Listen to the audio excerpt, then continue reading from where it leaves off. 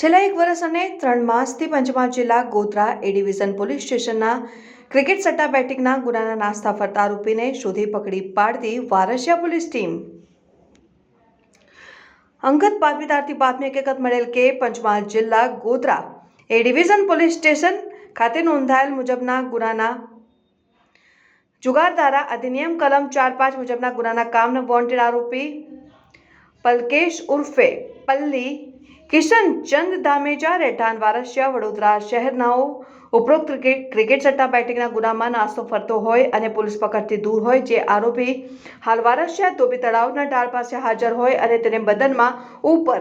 blue કલરની ફૂલ બાયની T shirt તથા કમરે grey કલરની જીન્સ પેન્ટ પહેરેલ છે તેવી બાતમી હકીકતને આધારે બાતમીવાળી જગ્યાએ જે તપાસ કરતા બાતમી હકીકતમાં જણાવેલ વર્ણનવાળો ઇસમ હાજર મળી આવતા તેનું નામઠામ પૂછતા પોતે પોતાનું નામ પલકેશ ઉર્ફે પાલ્લી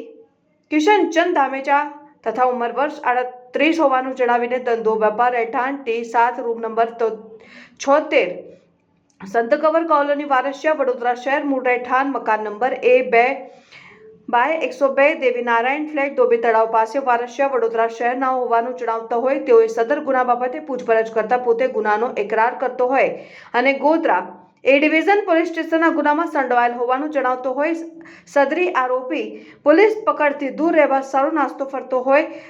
ભારતીય નાગરિક સુરક્ષા સંહિતા 2023ની કલમ મુજબ હાથ ધરવામાં આવેલ આરોપી પાસેથી કબજે મળેલ મુદ્દામાલમાં એક કંપનીનો મોબાઈલ ફોન,